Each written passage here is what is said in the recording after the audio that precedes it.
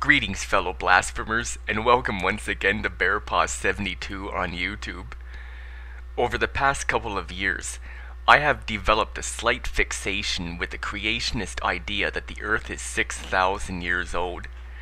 So obsessed I have become that at work I have to pay a $5 penalty every time I talk about either creationism, evolution, the age of the Earth, the water cycle, or pi.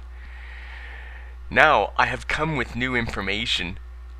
I have discovered that there are two Earths in our solar system, the right Earth and the wrong Earth. I have both Earths pictured in this model. First, let us take a look at the right Earth. The right Earth is a sphere.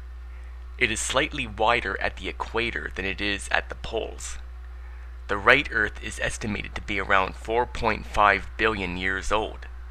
Yet some people who live on the wrong Earth claim that the entire universe is 6,000 years old, and they try to prove this by their feeble attempts to debunk evolution.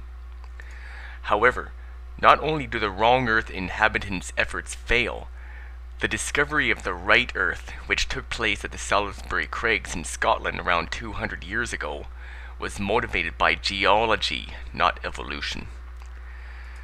The hydrologic cycle that takes place on the right Earth happens to be my favorite water cycle. It's better than the hydrologic cycle that takes place on the wrong Earth. Trust me. Furthermore, any heaven that exists on the right Earth would exist everywhere in the universe. There is no spot or area by which to pinpoint it. So who lives on the right Earth? Well, the most notable inhabitants I can think of today are Thunderfoot, Lacey Green, Deta 1981, TJ the Amazing Atheist, Richard Dawkins, and Christopher Hitchens, among others.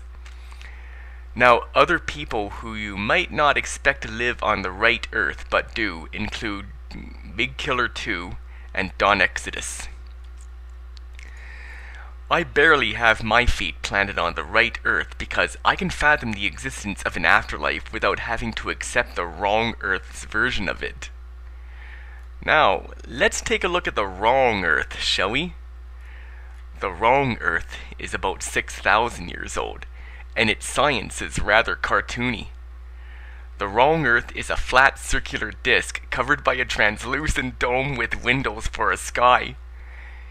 Water sits on top of the dome, and every once in a while, the windows of the dome open to seep in rain. There is enough water on the dome to cover the entire landmass, which explains the all-submerging flood that took place when the freaking windows opened up. Now, the heaven that exists on the wrong Earth is quite different from the heaven that would exist on the right Earth.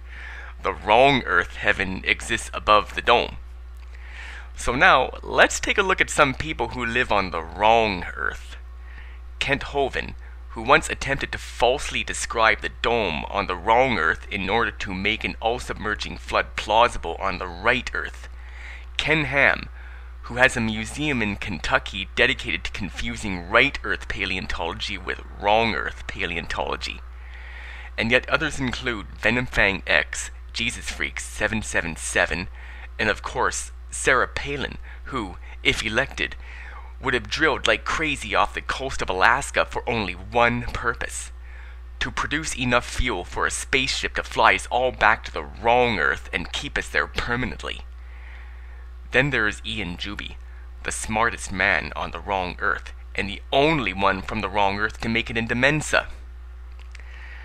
Now, I have to admit something. I used to kind of live on the wrong Earth when I was very young. It was actually the right Earth that I was on, but I sort of pictured it with a ceiling and 4 walls rather than a dome.